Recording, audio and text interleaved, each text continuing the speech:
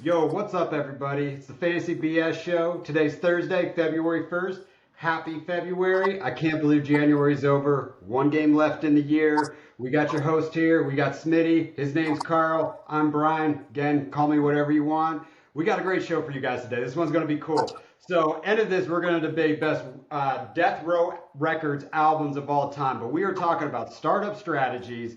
We are talking about all the questions that were sent in by all you guys that are listening to this right now. But we're debating. We've got wide receiver rankings. We got quarterback rankings. We got debating old players versus young players. We got a really cool show put together for you. So hope you listen to it. Hope you like it. So cheers, Smitty. What's up? How you doing?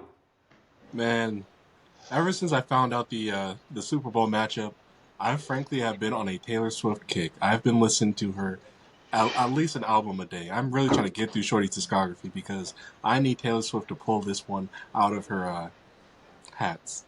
I wanted to pull her out. I wanted to make this work. Go Swift. What's your favorite Taylor Swift song? I mean, look, I haven't got through her whole discography yet. I just finished Red 3 hours ago. Did not like that album. It's That's exactly what that. you think it is. That's But that Ed crap, right? yeah, hey, Yeah. trouble. Yeah, get that one out of here. I don't know. Favorite? I think at this moment is Exile. I think Exile might be my favorite. Or This Is Me Trying. I mean, Folklore is the album You're for me. you're you are trying, man. I didn't think we were going to talk about Taylor Swift at the top part of this, but I'll tell you what. I You want mean, to know what? Do you just want to look know at what the her best Super Bowl. album is? Who else Her am I her going to go for? Dude, her best album, Taylor Swift, is 1989, but it was redone by Ryan Adams. Just to let you know. So Okay, hey, anyway, next weekend I will have heard. I will have heard 1989. I will have heard the Ryan Adams, and I will, I'll come back with, my opinion. But okay, good to know. dude, his 1989 was great, dude. It's nice and relaxing. It's chill. It's how a real artist would do a real song, with a lot of different instruments and not just some pop crap.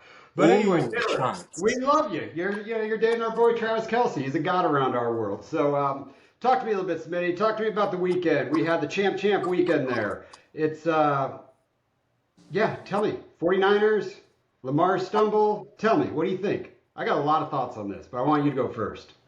Um, honestly, when it comes to Lamar Jackson, we all love him for. We love the fact that he's, a pass catcher now, and I think it would have been quite the statement if he was to air it out against Patrick Mahomes in that defense, but I mean, at this point, it's playoffs. Like it's like this after this game, it's the big one. Just get the W, man. If you have to use your legs, use your legs. I mean, that's why you're dominant. Just run, bro. Just run. Yeah. And when he didn't run and when he had to air it out, it didn't really work out. I love, and I'm about to start rambling. I love how there were two rookies, one from each team, that really kind of screwed them over because this is a big boy game. And when Zay Flowers was dropping and taunting and all this crap, he Lamar needed OBJ, and for that moment where he finally called on OBJ, he kind of did step up. So it's just this is big boy talk at this point, and it's really unfortunate how obvious it is. Man, Zay Flowers had a very bipolar, like 10 minutes of a football game. I felt bad for that guy. Oh man, he makes a mistake, then he makes a big play. I mean, he does the taunting and the flip the ball. They get 15 yards back. Next thing you know, he has a 20-yard play, totally makes up for it, and then he does the dive in the end zone and fumble. And you know what? I'll never knock a player for going for it, but he probably could have tucked that and just ran a little bit more. Maybe got in there. Um, I'll tell you, John Harbaugh got outcoached. Andy Reid Mm, has made a lot of Super Bowls for that exact hmm reason. They tried to run a man on him, a man on man that first half, and I'll tell you, Ravens shut him down that second half, but the defense they tried to run at him in the first half, Patrick Mahomes ate. I mean, it just that was all coaching, 100%. Smitty, I'm gonna tell you on the other side, coaching won that one. Dan Campbell got out coached, and all week everyone's debating should he have kicked a field goal, should he have gone for it on fourth, and I love that everyone's standing by saying he is who he is. This is how he got here. This is how they've done it. This is how the city wants to do it. But man, it's coaching experience. When you go on the road in an NFC championship game and you have the opportunity to go up 17 points and don't give that other team momentum, that's what coaching does. You have to be able to pivot. on what your philosophies are sometime. They kick one field goal, they win the game. Do you think if they kick one field goal, they win the game, Smitty? 100%. And I'm so, what? Props to Shanahan, props to Purdy. They really were down by 17 and they flipped it around. That's big boy talk. That's pro moves. That's genuinely commendable because you were in a hole. You were in a hole. Everybody in that half was saying, "Oh my God, the Lions are in the play. I mean, in the Super Bowl," and you just took it right back. I mean, what do you think caused that? I mean, obviously that Gibbs fumble screwed everything up, and that helmet catch from Ayuk, that really also turned our momentum around. But I don't know. I really have to figure out why Dan Campbell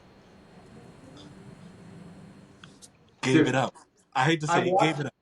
I watched him do it all year. He lost games. I mean, he won more games during the regular season playing that way than he lost. He did lose a couple that way, but Kyle Shanahan, man, he's a health coach, Smitty. I know you don't like the Yeah, 49ers. yeah, We got yeah. to give this guy his props, but I read something that George Kittle threw out there. He's here yesterday or today. I can't remember. My days are blending together. But it was just like they were playing with house money. It's like you're going out, we're down. It's like, all right, let's just play loose. You know what? I mean, everybody thinks we lost anyway, so let's just go play. And I'm telling you, one change. And everyone blames Zay Flowers. No one talks about the Gibbs fumble. Now, no one's saying that was so horrible, but it was. It was a real bad 10 minutes for the Baltimore Ravens and the Detroit Lions. I mean, it was just a horrible. You miss a field goal? Oh, no, man, that's horrible. But I am really pumped for the Super Bowl. I Oh, don't. cool. Yeah. So I don't know who the better coach is, but I do believe it's Andy. I mean, I really, I mean, he's the goat, dude. Like honestly, he's the goat. Like at some point, we're gonna have a conversation that he's better than Belichick, depending on how long he coaches. I mean, Andy Reid, look at what he's done. Look at his coaching tree. Belichick doesn't have a coaching tree like that. I mean, I can't even. I mean, I could name like 30 play or coaches right now. But what he did in Philadelphia, the man he is, and look at all of his players, man. It seems like he's like teaches good values in the NFL. It's kind of crazy. I I mean, mean, no, they step up for him. Like they have stepped up for him. Like they were dropping all year, and now they've stepped up for him. Terrific yeah, coach. yeah. I mean, if he wins the Super Bowl this year, just go back to that scene of that frozen mustache he had during the freezing game. I mean, he coached his ass off. So with that said, it's Who going you to be going really with? hard. It's going to be really hard to win this game. I am going with the Chiefs, and I'm going with the Chiefs because of coaching. But you know what? It's real hard to get to a Super Bowl and win it if you don't have the experience of really being there. And I think this is going to come down to Patrick Mahomes is just a much more experienced quarterback than Brock Purdy. And that's why. So, quarterback coach, I'm going that direction. So, you think Chiefs? Yeah, it's big boy talk, man. Like I'm really seeing it. All these veterans are really ready for this moment, and the young rookies. And I know Birdie's a 2 year sensational story, by the way, but it's not his time. Mahomes himself had to get that lesson from Brady. Remember, like, I the do. young kids have to learn these things. Burrow You've had been to take that lesson. It's okay, bro. We'll see you again. You You've know. been saying that. You've been saying that all playoffs, man, and you're absolutely right. You know my heart. As much as I hate the 49ers, would just rather them win because of my man love for Brock Purdy is just amazing. By the way, Smitty, do you ever see like the characters that they do on like Fox and NBC of like the players when they're showing them in like animation, like Yeah, before it's, plays? it's so creepy to me. Dude, everybody doesn't have a smile, and you see Brock Purdy he's just got this big old smile. Like he's like, man, I'm the luckiest dude to be here, so I'm just happy. Dude, seriously, watch it when they show it during the Super Bowl. You'll laugh your ass off, dude. It's so funny. So, all right, so anybody listening, we're going. We think Chiefs are going to win this one. But let's forget about real football. Let's give the people what they came for here. Let's do a little bit of it's kind of dynasty startup season right now. Yes, And sir. Well, we yeah, go. not really, because a lot of people think this is crazily early. A lot of people do think this is an early, early time. I just want to throw that out there. I do agree with you guys, but when the itch comes, you just gotta scratch it. So I thought it was early until this year. And then I started realizing I started doing these drafts where we draft kickers, where we would want the rookie picks. And what it did is Super. it just added another element of strategy that I want to do right now. And then I want to do a different strategy when I get closer after NFL draft. We know where players are. Um, Okay. we joined a startup today, and we actually didn't know we were doing this when we woke up this morning. It's good for the pod. Hey everybody! By the way, I do fully 100% realize that I am on the 202 right now. I apologize. I had to get ready for this pod when I got in there. I haven't had time to send trade offers out. It's an 8 hour clock. I'm sorry. It's going to be about 3 or 4 hours before I pick, or I'll be sending out some trades in the morning. But Smitty and I are going to break down this 202 pick that I'm about ready to do. So maybe we'll have a little bit of fun with it. So thanks for showing some compassion, even though I'm a little late on here. But we got a lot of questions from a lot of our followers, people that are listening to this, and here's some things people want to know about startups. And Smitty, we have made it very clear. So new listeners to this pod, Smitty and I are very different in how we go about building and some of our philosophies. And that's why we do this show, because all me and this kid do is just debate crap because we just think about things so much differently. But we somehow come together and we do think about things very similar too. But how we build a team is much, much different. So Smitty, one question that came in, they said, was, do you prefer to be in new startups with people you know or perfect strangers? How do you feel when you're looking for a league? Do you ever join leagues with perfect strangers? Yes, I do. I do. Um, what do I prefer? Oh, I'm sorry. That's a great question. I think deep down, a blend. A blend. Me I like too. a blend. I like to know and recognize. Maybe you have a friend that maybe knows that to where you know their tendencies and they know yours. Meanwhile, you're also in the league with people whose tendencies you don't know. So those, I just really prefer a blend, frankly. And to So complete strangers, when you say that could be a lion pit. And then just complete people, that's just a hang. That's just a hang.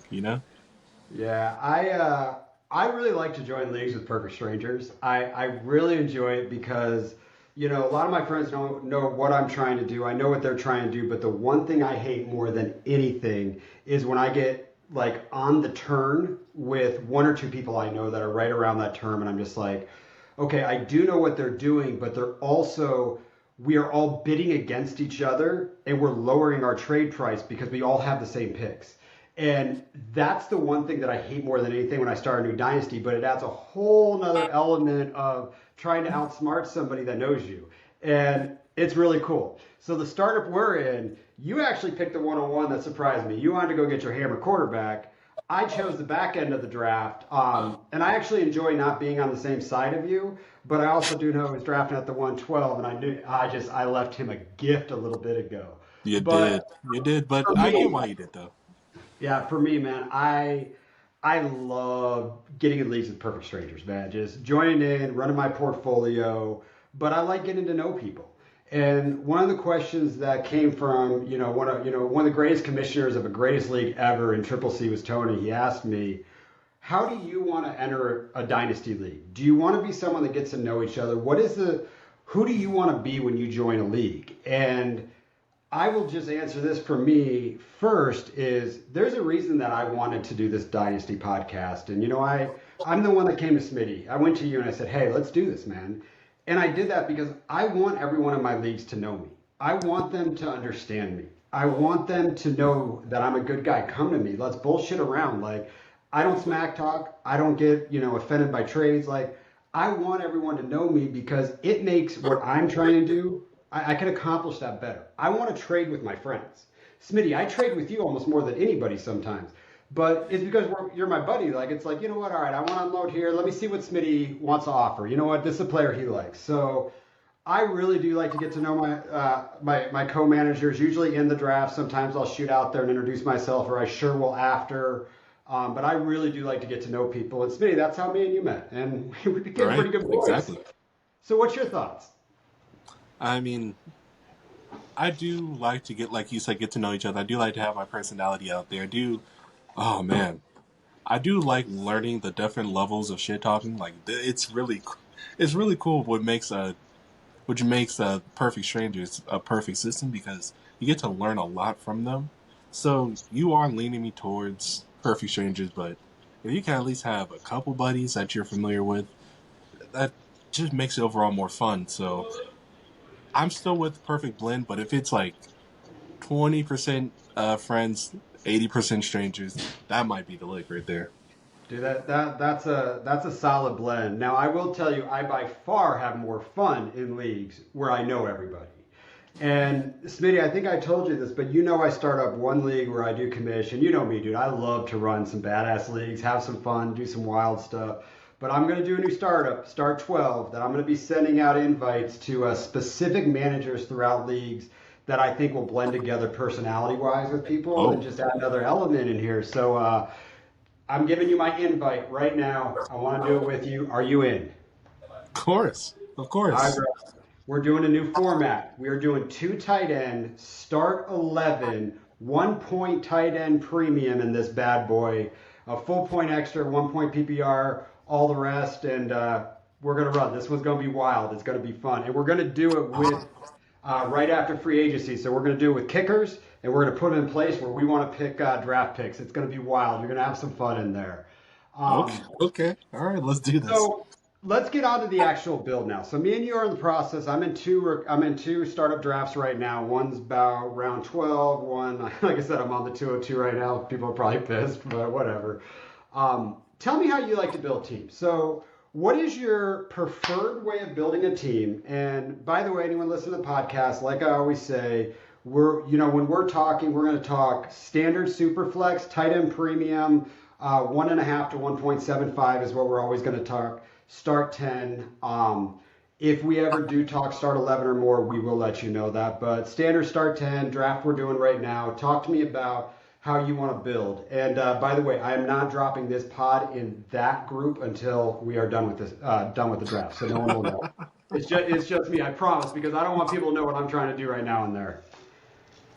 Personally, I need three things. I need a cornerstone quarterback, a cornerstone receiver, and a cornerstone running back. And frankly, if it is a tight end premium, one of those, except for the quarterback, so either the receiver or the running back can be replaced with a cornerstone tight end. I just want cornerstone pieces to where everyone else is just, plug and plays, but I just need one player to stay in that lineup the entire year for years. That's all I want ever. And then, I gotta have a couple homers, and whether it be the third string running back or the first string receiver, I just want a homer.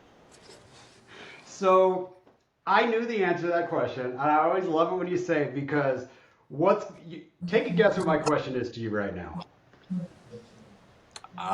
Who are you about to draft right now? I have an idea who it is. Oh, no, no, no, no, no, no. We'll get into that in a minute. My question is going to be, what tier of running back are you really trying to get, and what round are you comfortable drafting a running back in Oh, Dynasty?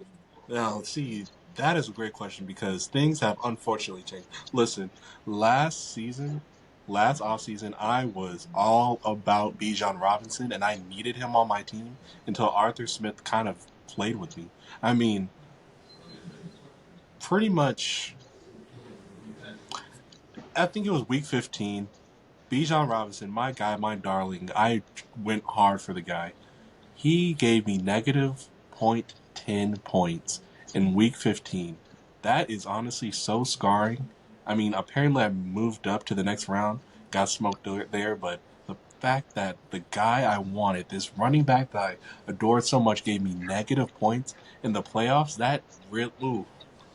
that's like realizing your God is a cardboard man. I mean, Jesus, that really opened my eyes to the fact that I don't know if I should be valuing them as high as high as I did.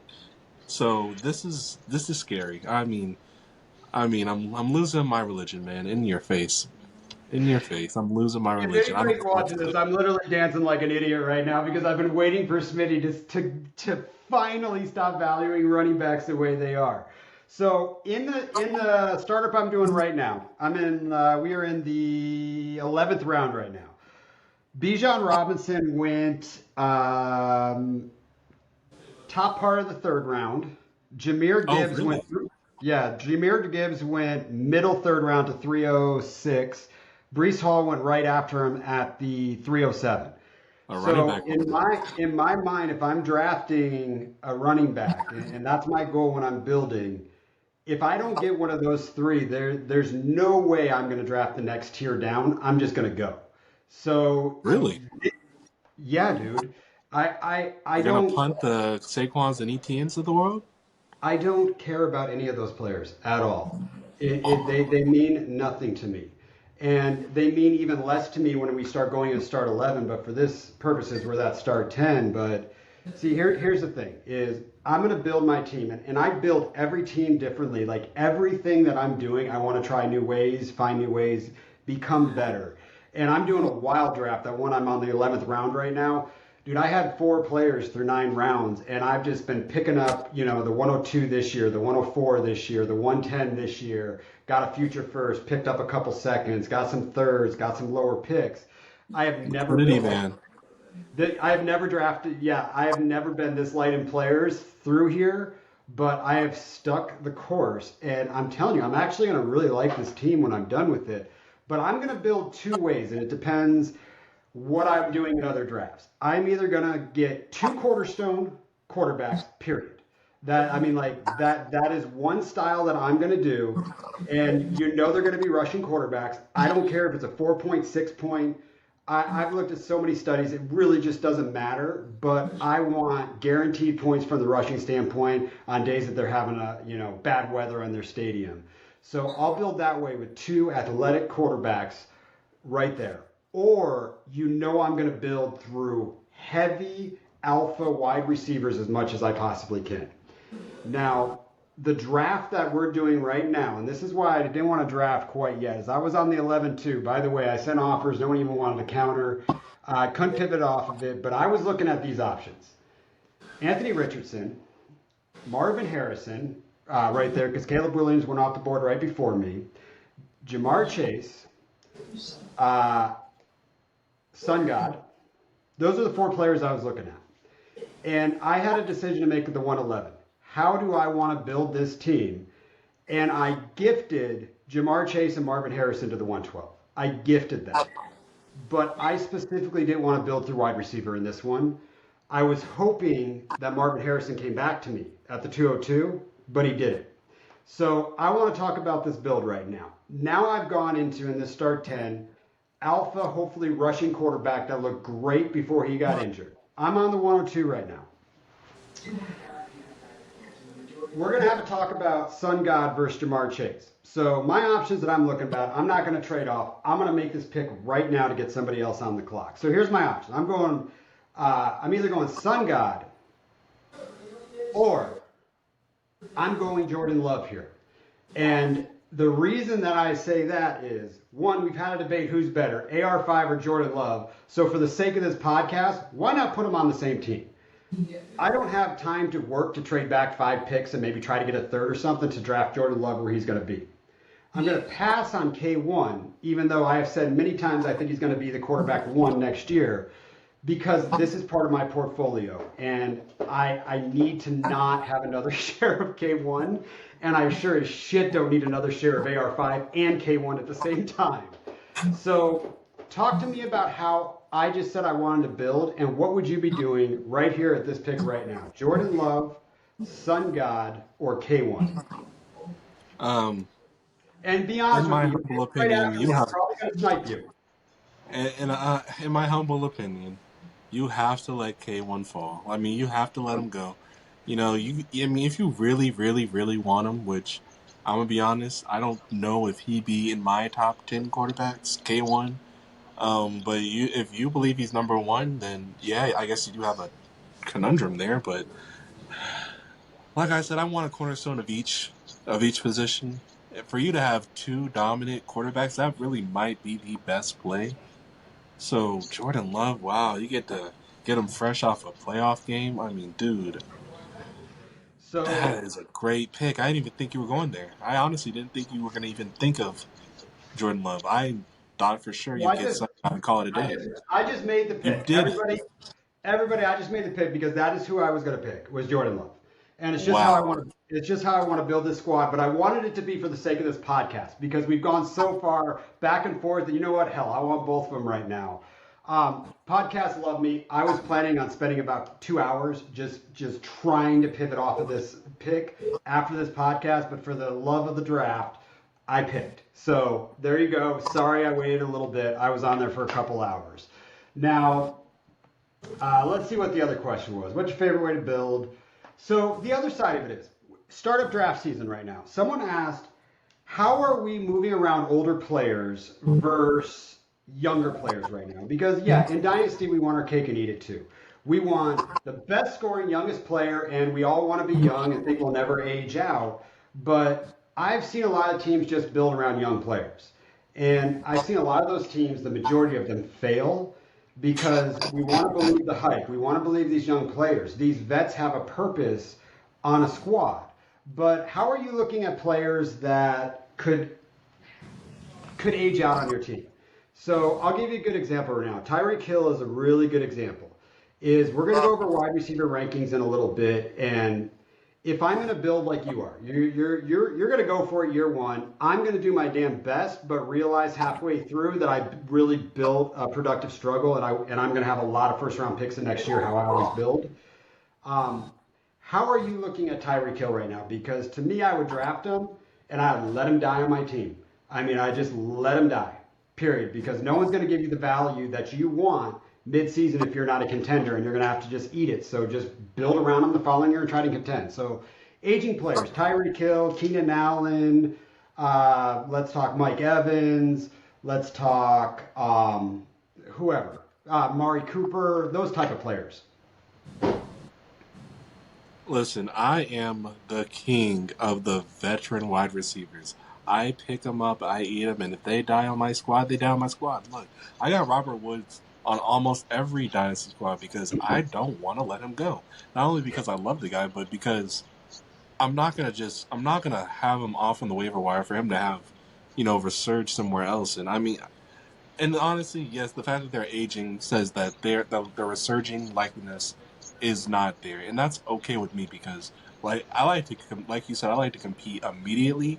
But with that being the case, I'll take them all. Now, of course, I'm gonna miss out on some of the young, exciting players, and it hurts sometimes. It hurts sometimes because you see their future in their face, and it's so exciting. But I'm seeing production right now from Keenan Allen. I'm seeing production right now from Mike Evans. So if you're really trying to go for it, and you know that this team right here that you're making or that you currently have is a top 6 team, just be okay with it. Let them die on your roster, like you said. Be okay with the Tyreek Hills. If if you intend to not compete, if you intend to be bottom 6, I mean, if you intend to be bottom 6, then yeah, let them fall and let them fall to me because I always, always, always will take those points. So Tyreek Hill, I let die on my squad. Travis Kelce, I let die on my squad. I just let die on No, my. the Kelsey, I don't know because Kelsey's one of those guys where there's still value there because of the position. The position is so, there's not too many dogs in that position, and obviously that is changing. But with Kelsey, if you do want off of him, see what you can get. But that's If if you he's want though. if I have him on a team, it's because I'm trying to win right now. I'm going to let him die in my squad. I'm going to say, you know what? Maybe it was a down year. Dude, he looked great in that damn AFC Championship game. Yeah, So and he's gonna he can look do great that. next Now, week too. Mike Evans. So here's the thing. We talk about Keenan Allen, Mike Evans, Tyler Lockett, these aging, wide receiver twos out there is if they're on my squad and I built that direction, I've done it for one reason. I'm either trying to contend or I'm at a point in the draft with those specific players where I say, you know what, all I need is a good 2 or 3 good games right off the bat, and I can get a second for them because I probably, that's where I would value them. But if I was So also trying, liquidity. yeah, if I was trying, I would also know that I would take less value than I believe that they're worth. So, for instance, if I get 3 or 4 games in and I realize my team sucks, and even though Mike Evans might not be going off, yeah, throw me a third. Just give me a third. I don't care. Just get him off my squad right now. And that's me helping the league economy as well by also trying to build. Smitty, what do you think about that? I gotta let my cat out. That's it's a good move to know that. It's good to know that. Sorry, if you okay, so you have this Tyler Lockett, right? You know you're only gonna get 2 or 3 games from him, and you're okay with getting the third. It's good to know that you're okay with this. Is what I'm trying to say. Yep. So yeah, if you want to, I mean, I have OBJ on the squad. I was offered a third. I'm like, no, I think he might be okay next year. Frankly, I'm kicking myself. I should have Yeah. taken the third. So Because yeah, if that you gotta third, be okay with it in your heart. You gotta be okay with taking that pay cut.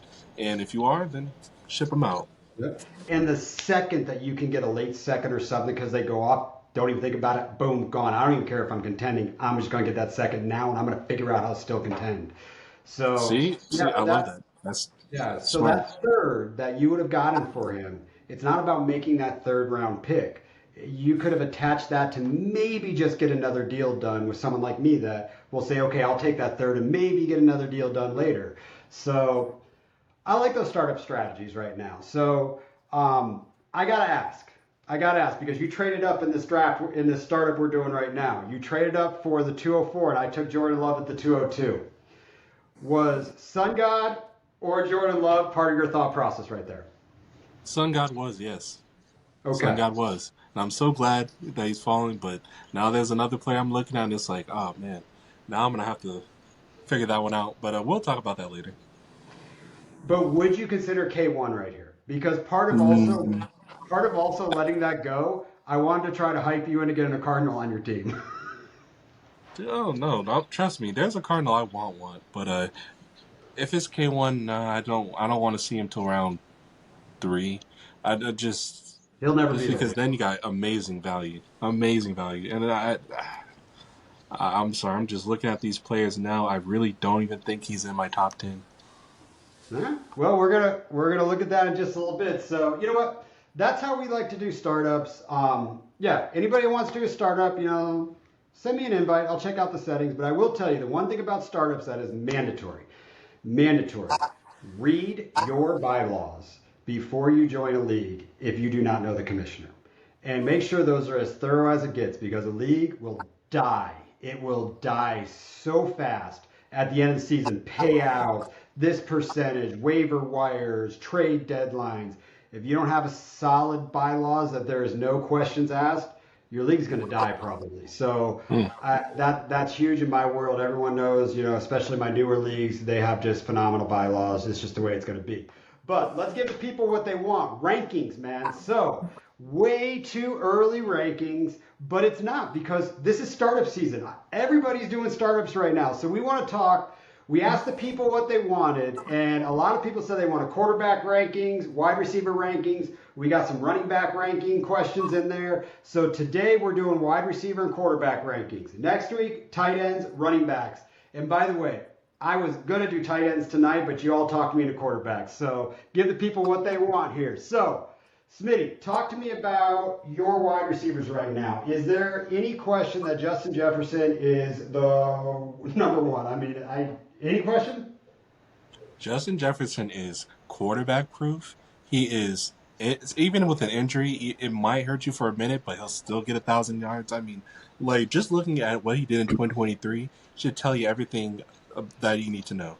He's going to get it done no matter who the quarterback is. He's going to get 1,000 yards no matter what the situation is. I mean, the kid is just phenomenal, and I will no longer doubt it. I will no longer doubt it.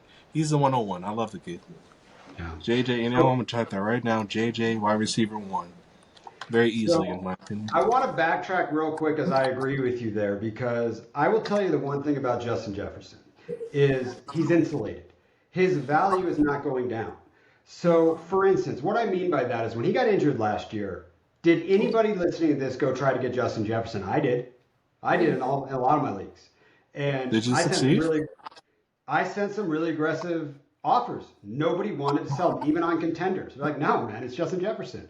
Like his even when he got injured, his value didn't go down. So he's insulated. And the reason I wanted to backtrack is startup season.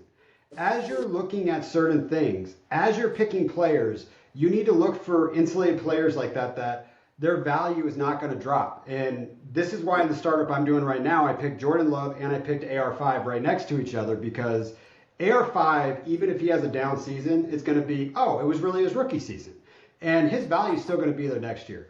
Jordan Love's value will be there next year. So they've got contracts. They're going to be there for a while. So that's also what you need to think about in startup drafts that I didn't talk about on how I build my team is I want players that are not going to lose value. So Justin Jefferson is the GOAT right now to not lose value as a wide receiver. He's young. He's the best. I mean, he's the best right now. So number 2 is going to be,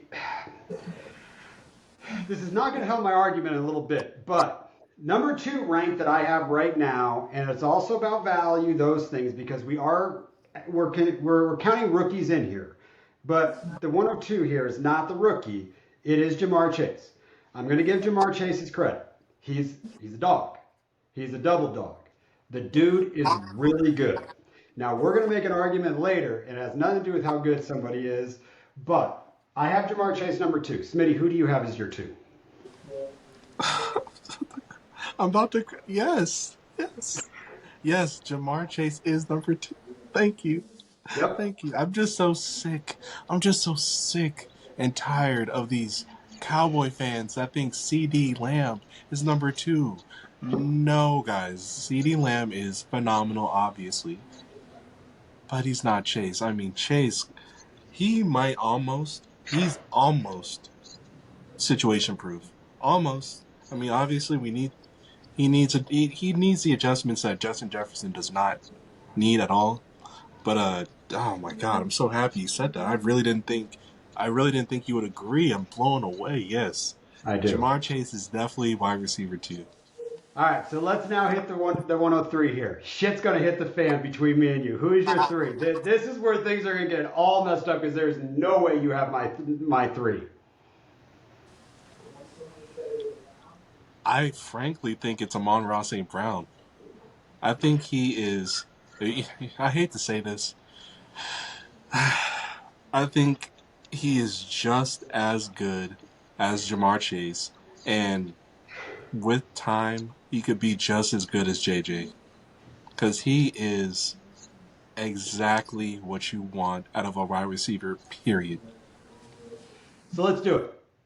I've been trying to get this debate with you for about 2 months. So the other podcast we do during the regular season for our league, I have told you this about 3 times on the podcast, and you have yet to even acknowledge it. And I've said, Smitty, get ready to sell me on why Ja'Marr Chase is better than the Sun God as a wide receiver. And I'm talking about fantasy football purposes right now. Why Ja'Marr Chase is better than the Sun God. And I only have one reason. Mm-hmm. Can I give you my rationale first? Oh, yeah, please. I really want to give you this one first. It's how my brain works in liquidity. It all comes down to liquidity. I would rather have the Sun God in a 2nd round or a 3rd round pick than Ja'Marr Chase, and I could easily get that deal done at any given time to trade the Sun God for Chase and get something in draft capital back. Or a body running back that might get a few touches to fill a need, which will always be running back on my team. So here's the statistics, okay, before you answer. Ja'Marr Chase was the 5th overall pick in the draft of his draft class. He has had 268 receptions, 3,717 yards, an average of 13.9 yards per target and 29 touchdowns. The Sun God was picked at the 112th pick, 107 players later than Ja'Marr Chase. He has had 315 receptions, 3,588 yards, an average yards per reception 11.4 and 21 touchdowns. So he's had, they're almost identical here. Sun God has stayed a lot healthier too. So tell me why Ja'Marr Chase is better than the Sun God. I only have one answer, and I heard your answer, and it makes me upset because it's exactly what you would say. But my one single answer is quarterback play.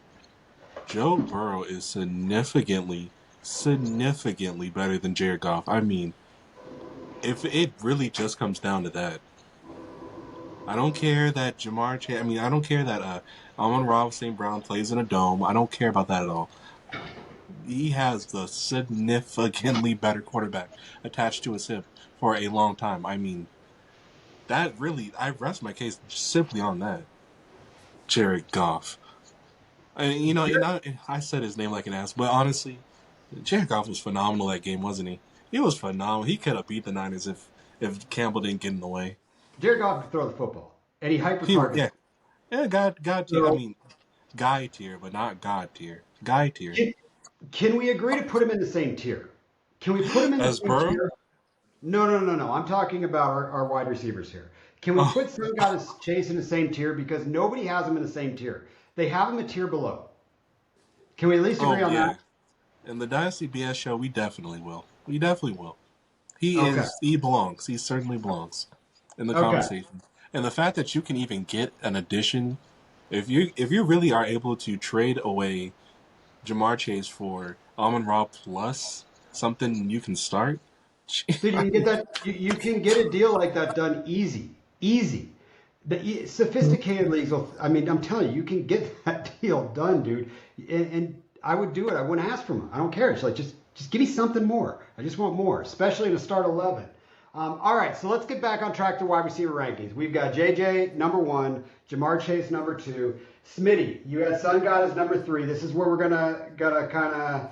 I think your head's going to explode. But from a dynasty fantasy, rankings, Marvin Harris slides into 103 for me, and the okay. reason that is because his value, no matter what happens in year one, I will not lose one bit of value for him, and I can go figure out a trade if I'm not comfortable with that position later. But he is the most hyped wide receiver coming out of college football in a long, long time. And if Jamar Chase and Marvin Harrison were both coming out in the same draft class, Marvin Harrison would be drafted above Jamar Chase. He had that much better of just prospect. That's what people are talking about. So we differ there. But who is your 4? You know, I'm actually gonna have to agree with you because I do think the kid is like I said with JJ. I think he is situation and quarterback proof, and he's doing it without playing a snap. I mean, the kid's phenomenal. I think we can get Sedarian De Leon in this. Let's go CD Lamb at 5. How do you feel about Lamb at 5 instead of I have Lamb 2? exactly at 5. And Perfect. it's he probably should get more respect for the season from us, from the season that he just had. But I will tell you, this podcast is a little biased against the Dallas Cowboys. We're not fans of the team, so just by nature, I'm going to put him down at least one peg there. But I'm not going to hate anybody if they put CeeDee Lamb over Sun God, if they put CeeDee Lamb at the 3. Hell, I'm not even going to hate people if they put CeeDee Lamb over Chase. I mean, it's what do you want out of your squad, and what player do you want to root for the most? Dallas Cowboys If fans are you going to put him at the 2. Cincinnati's going to put Chase at the 2. So, all right, so we're right there at the 5. The 6. I know you got the 6 with me. Is the 6 Puka for you? Puka is the 6 for me. the 6 is Puka Nakua, and I really Jesus. want him to be top 5, but I really can't. I mean, like you said, this we do have biases, and me, this is my damnedest trying to ignore my biases about the Cowboys, and I honestly, we probably could even push Lamb higher if he had different quarterback play. Shoot, CD and Goff. Oh shit, I might lose it there. But yeah, just because I couldn't get my guy Puka at top 5 because we are really trying to make a proper ranking, and I think Puka phenomenal rookie year, one of the best rookie wide receiver years ever, The if not best. the best The rookie best. wide receiver ever, and that's Better than perfectly Chase. fine for a 6. That's perfectly fine for 6, and all he Yeah. can do is either get way better or barely worse. If we didn't have rookies in this, he would have made top 5. But He I sure would had have, but he sure would have. But honestly, I do see Marvin Harrison Jr. as someone situation proof. Who could, I mean, at any moment, get week 5, be right there with JJ. So I think we yeah. may have did him a little dirty. I mean, but we haven't seen shit yet, so The I'm only happy thing for him. I'm terrified, the only landing spot that I'm terrified about. Everyone knows I want the Cardinals to draft him on the 4. I think it's just going to be a great combo with K1. It's part of my prediction of K1 being so damn good. But if he goes to New England Patriots, I'm going to be really worried. That's the only thing that might take a little bit of that insulated value away from him, but Puka has complete insulation. If Puka goes out and just does 1,100 yards next year, opposed to what, 17, 1,800, doesn't matter. He does not, it doesn't matter. I mean, he's locked his value in no matter what happens because they'll say, oh, it's down quarterback play or something. So the 7 is the player that I told you that I would draft to die on my team is Tyreek Hill. Tyreek at 7. Tyreek Hill. He's going to Okay. explode. I mean, dude, when he is healthy, I mean, he's a wrecking ball, man. He's a bolt of lightning on your fantasy team that just, I mean, he destroys other teams in weeks. So you have him at 7 too?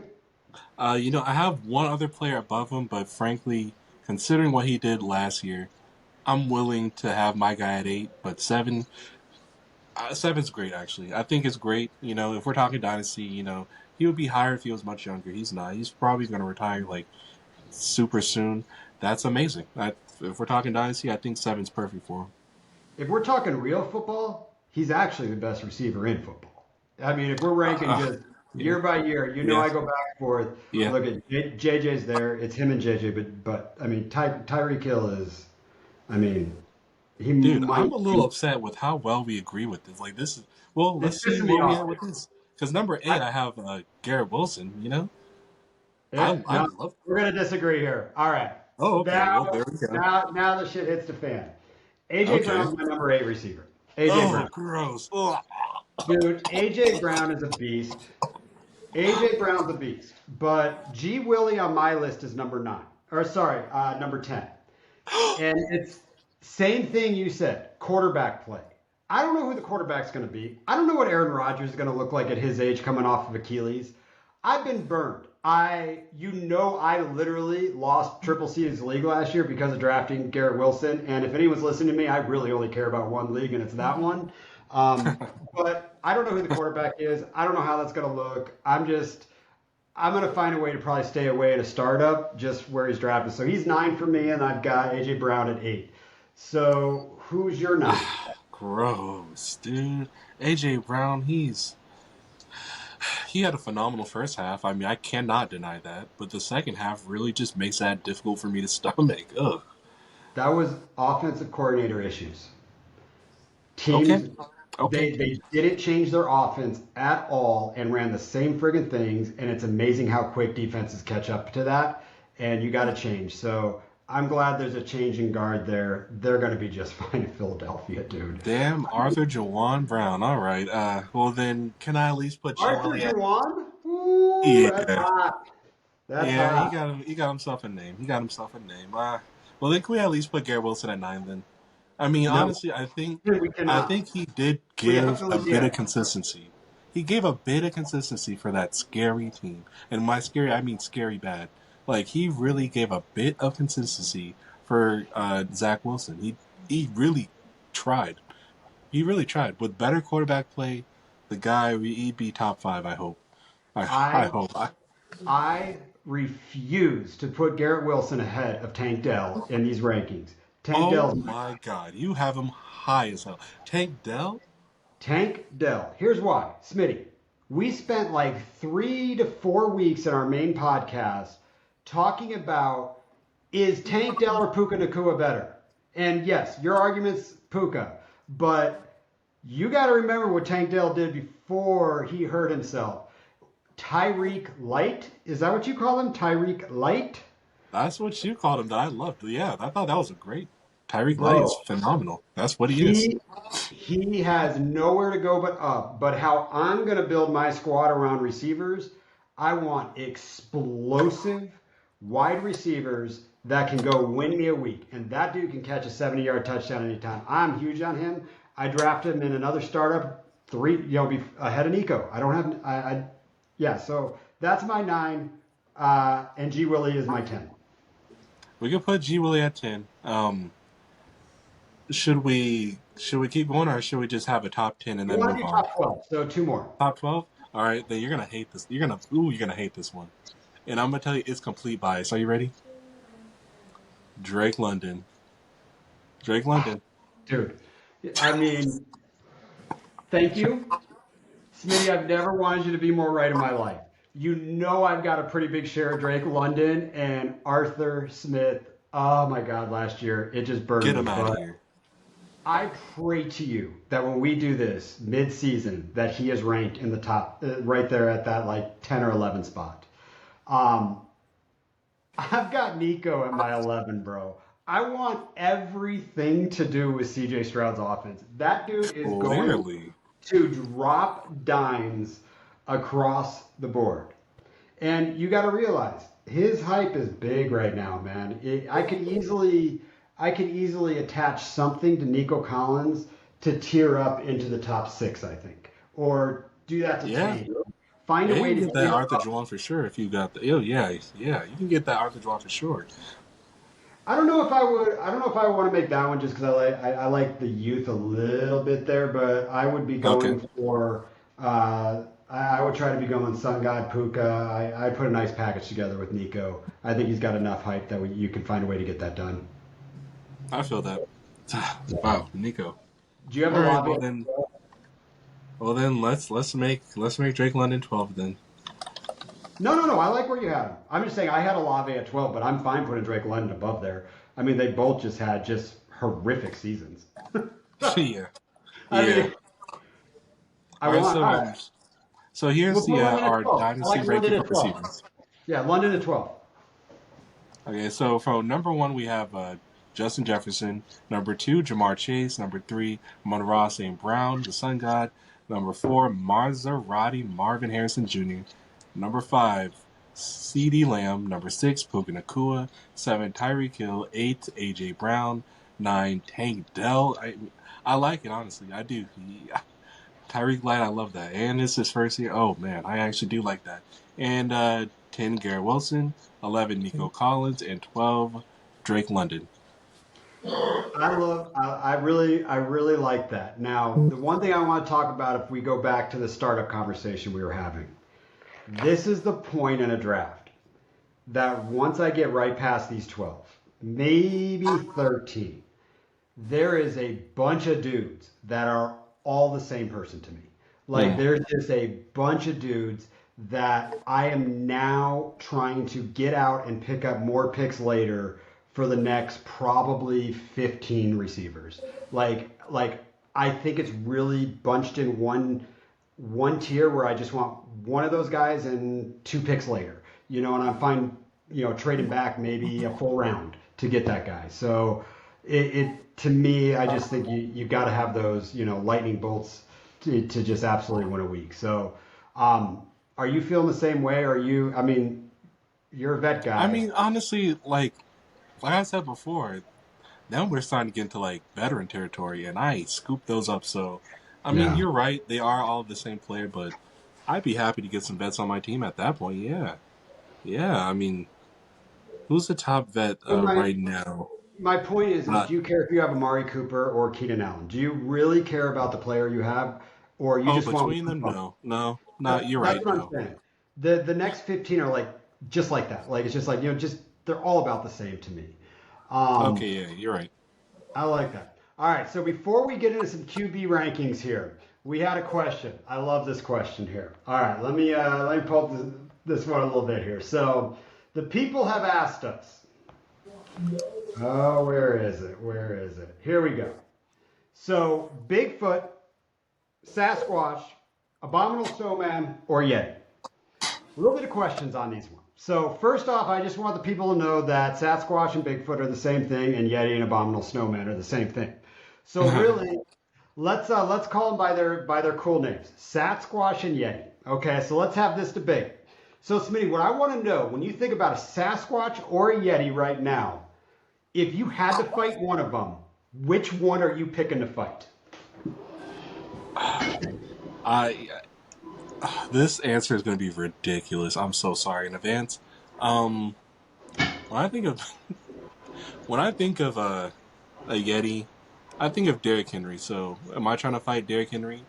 Absolutely not. Nope. Absolutely not. Now, when I think of Bigfoot, unfortunately, because of recent news, I think of Megan the Stallion. Do I want to fight Megan the Stallion? No. Again, I would lose. But what would be the easier fight? If it was me versus Megan or me versus Henry, I'm facing Henry, man. I think I got what it takes to fight the sat. I mean, to fight That, the Yeti. So my especially choice would when be the snows in Montana, right? no. Um, When the snow's not in Montana, then I'll fight him.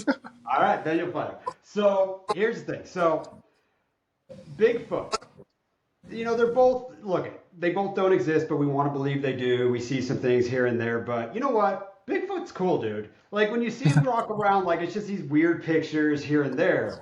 But like if you think about how we portray Yetis, dude, like their eyes are glowing, like they're up there in like negative 20 degrees. Like these are some tough sons of bitches, dude. Like if I'm fighting a Yeti, I have to be fighting in negative 20 degrees, dude. I'm from Arizona, man. I want nothing to do with that. I want to Okay, be fair in the point. woods.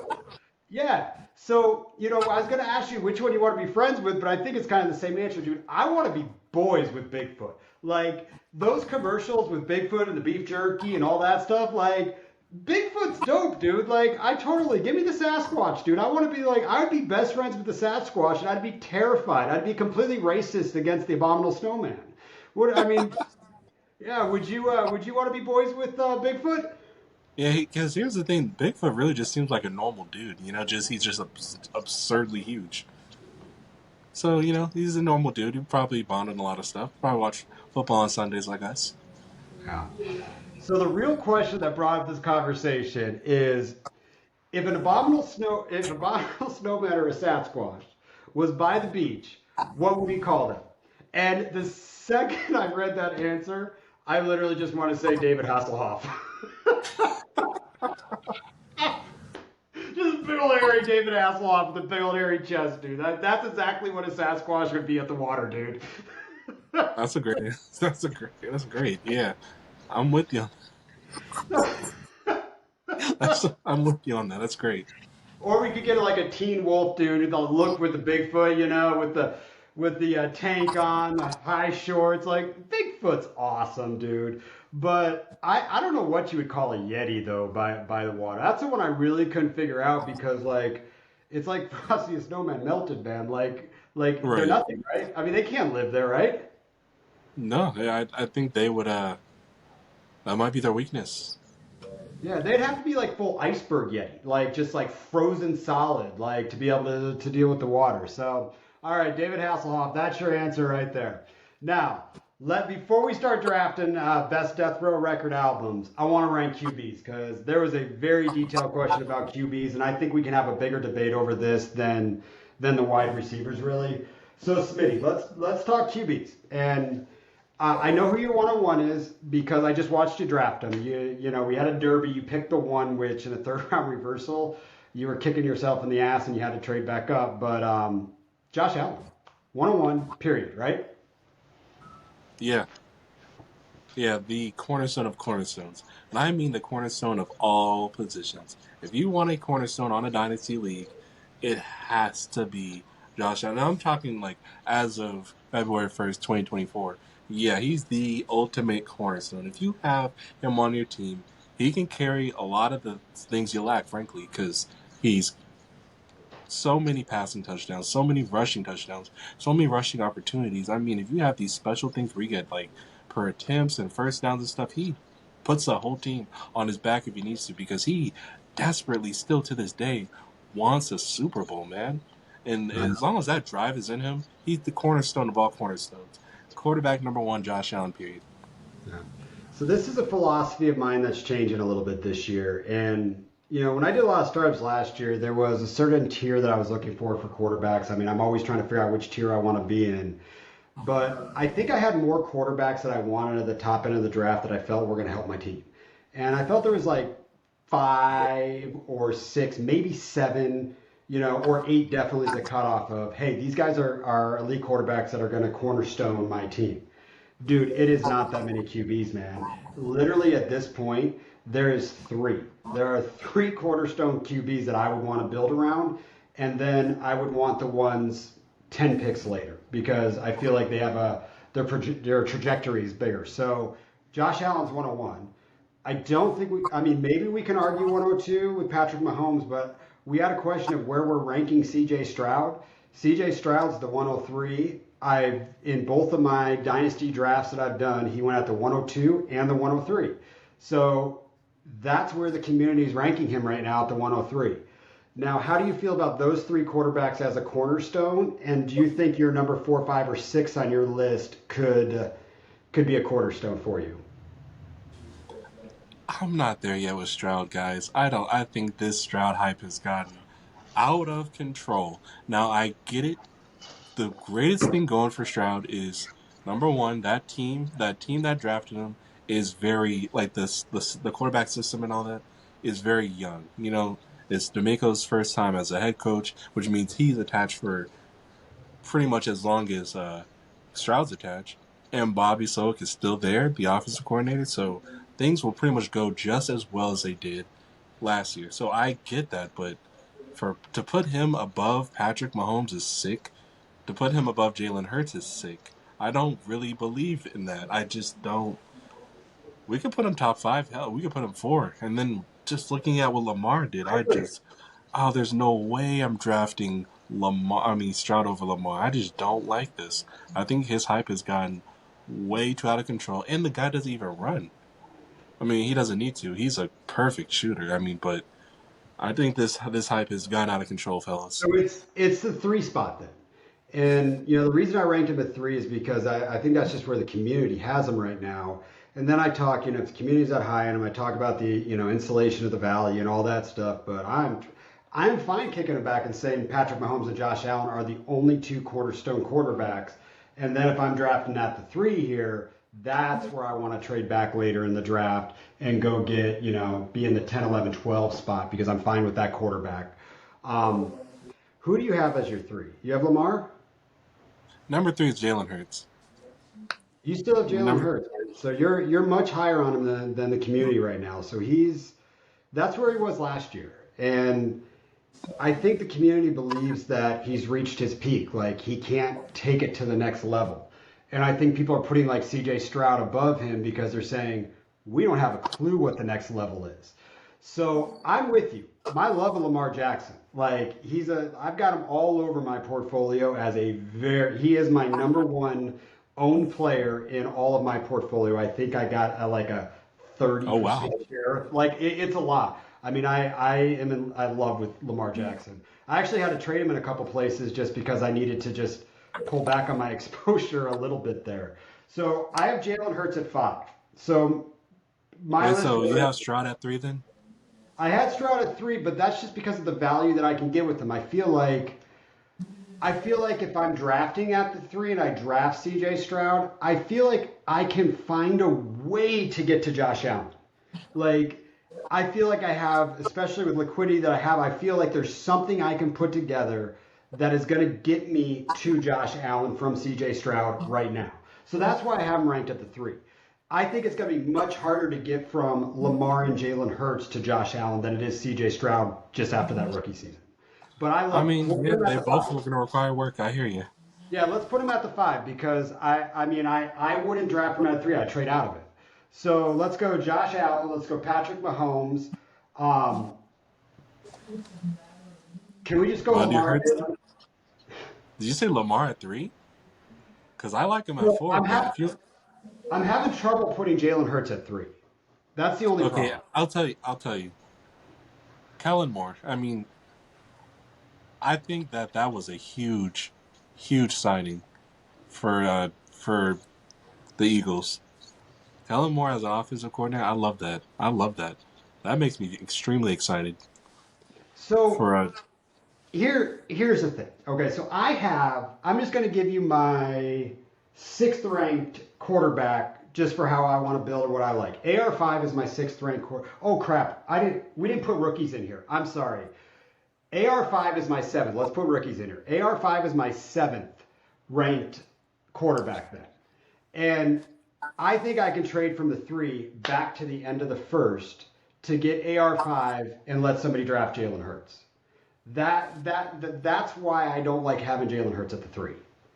Is I would rather have AR5 and something. So I think AR5. What do you make these are so interesting? It's all about liquidity for this guy, y'all. It's all I know. about. I'm going to give it to you. So for the point of the pod, let's go Josh Allen, Patrick Mahomes. Let's go Jalen Hurts. Um, can I for the where Stroud 5? Who do you want at the 4? I mean, because the 4 would be Lamar. Dude, I'm not Lamar, mad at AR at 4, frankly. I'm huh? not mad at I'm not mad at Anthony Richardson at 4, but wait, rookies as well. Um, I can't put AR5 above Lamar because honestly, my hope is that he is Lamar. If he just turns into Lamar, I'm the happiest dude alive. okay, and that's a great point. Yep. Okay, so Lamar 4, 5, Stroud then. Hmm. Now, this is where we have to start considering Caleb Williams from I'm with it. I'm with the it. insulation standpoint of this draft. And it's going to be interesting to see where he goes. But I think you got to pick him here um, Because just for the value. he might be situation proof. Yeah. He might So be. the reason I would draft him here in a startup is let's talk Joe Burrow. Okay, so you talked a little bit about Joe Burrow here, and I waited for this one. So I'm going to be dead honest with you. There is not one bit of difference to me on my fantasy football team of difference between Joe Burrow and Brock Purdy. There is not one bit of difference in my world in Joe Burrow and Brock Purdy from a points per game, what they're doing. They're both throwing passes, but believe it or not, you actually get a little bit more rushing yards with Purdy. But dude, Purdy threw over 30 touchdowns this year. I mean, don't they're just right there. Like, so for me, I can draft Brock Purdy 2 rounds later than I can Joe Burrow because you can draft Brock Purdy maybe end of second, mid third, somewhere in there in a startup. But I have Joe Burrow ranked 7 on here, but I probably would not. I would find a friggin' way to trade out of this position if I was drafting at the 107 or 6, and I don't want to draft Joe Burrow. Where do you have Joe Burrow ranked? Yeah, I have him right below AR, so I have him at 8. Okay, that's right where I have him too. Mine. I'm sorry, I forgot. I got Caleb. We got Caleb Williams right here at the 6. So AR5 at the 7, Joe Burrow at the 8, Yep. and here's where it is. I just drafted him at the 202. Jordan Love has hit the number 8 quarterback in my rankings. He finished it last year, and his ceiling's only going up from here. And I feel very confident about his wide receiver room. 100%. I mean, and the craziest thing about his wide receiver room is they're all dogs in their own way. Like God, this that kid's arsenal is fantastic, bro. It's fantastic. He can And they're throw going to run that anything. 2 tight end set, dude, because Oh because man, the Tucker two tight Kraft ends. is really good, dude. I mean, they drafted 2 tight ends, second and third round last year, or maybe it was still 2 in a second. It was somewhere really close. So we got Jordan Love at 9. Love that. Love that. We could even Now, do you have Jordan Love Herbert versus next? Joe Burrow is a fun one. Do you So have what? Herbert next? Is I Herbert next? don't know. I don't. Who's next? I see. I'm scared to say it. You know what? I'll say it because I don't see you trading up in this draft. Jaden Daniels. I'm doing it. Oh, okay, yes. I would put Jaden Daniels probably right here. Especially whatever quarterback's drafted second, I would probably put right in here. I agree. Yeah, I forgot about Okay, Herbert. so 11. We got There's Herbert. a Man, chance, I Smitty, think there's a Herbert chance. is. There's a You know, chance Jaden Daniels gets drafted over Caleb Williams. No one's talking about it, but I'm just telling you, there is a chance. I don't think it's going to happen, but that boy's good. You got me if, watching film on him, dude. You've sold me on him. I've been watching a lot of film on him. That boy is good. honest to God, if that happens, I think I will. I think I'm gonna have a new favorite rookie. I think.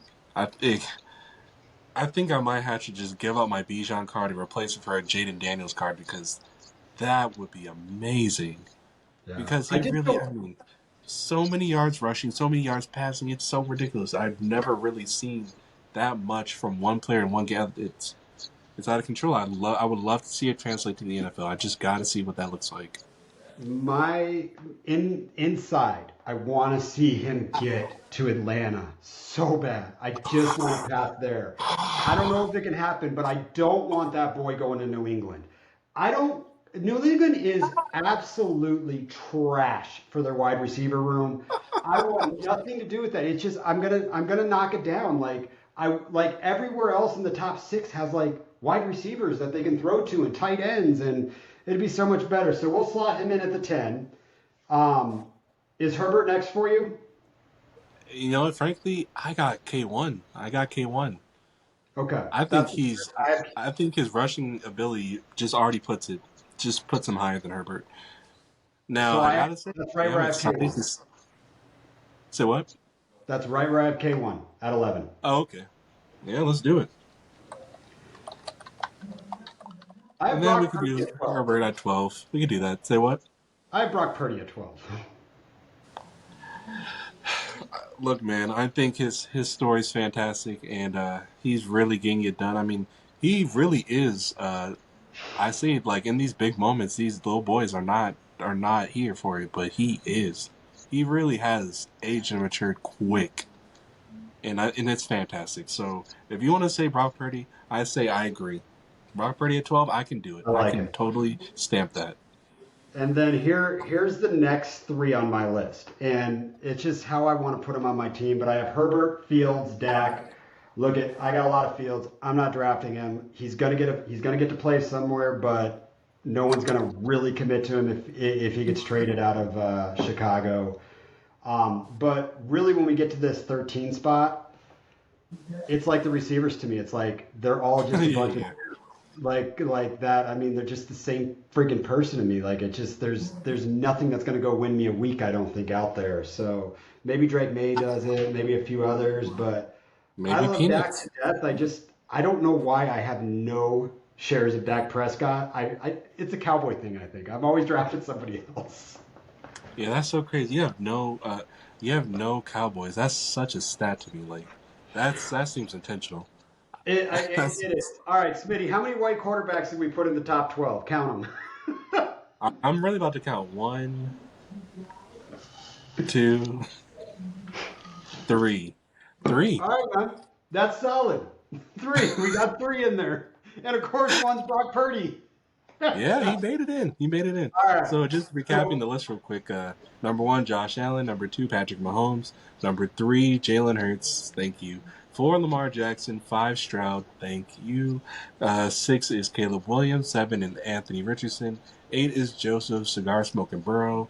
Nine is Jordan Love. 10, Jaden Daniels. 11, Kyler Murray. And 12, Brock Purdy. I love it. That's perfect. All right. Wow, we did that. That was awesome. All right. We gave the people what we want. Oh, there's one more question. We can't go to the draft yet. I can't forget this one. Somebody asked, like, how are we feeling about the fall of Trevor Lawrence and a quarterback Oh, like that? Do you want to start or do you want me to start? Because I mean, I do kind of have strong feelings about this. yeah, let's hear it. Let's hear it. Trevor Lawrence is just another dude. He's just another dude. Just another dude drafted at the 101 in rookie drafts. And what I mean by that is, I don't think we're going to get to the point where Trevor Lawrence is an elite quarterback that you can anchor your team with. And the philosophy that's really changing for me is, dude, if I don't have that anchor and we just decided there's two of them. I mean, there's really just two that I'm like, all right, I got myself an absolute wrecking ball right here. They're just another dude. Like, I can find production. Like, why is Trevor Lawrence being drafted over Dak Prescott? Why? I mean, why? I mean, it's just, I want Dak Prescott later. Why is he being drafted over Brock Purdy? Not a clue. I really have no clue why he's being drafted over Brock Purdy because we just listed Brock Purdy better than him. And I just, I don't know, man. It's just like I would try to avoid it and I would try to trade out of that pick or I would honestly pivot if that was, like if I drafted, okay, so a startup, Trevor Lawrence is going second round, mid-ish, somewhere in that range. So if I went QB to start and I didn't get one of those cornerstone guys and let's say I've got Joe Burrow and that quarterback's coming around. I don't want Trevor Lawrence as my second quarterback whatsoever. I would rather just go way later in the draft and get Jared Goff. I'd rather go get fucking Baker Mayfield right now. I mean, it's just like it just doesn't matter to me. I want somebody that's more elite at their position. I'd be looking at wide receiver big time right there, Smitty.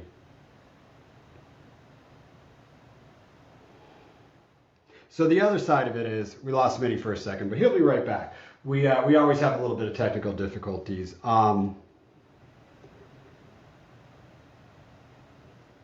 Where's our other rankings here? Sorry guys, I'll try to edit this. It'll be just a little bit.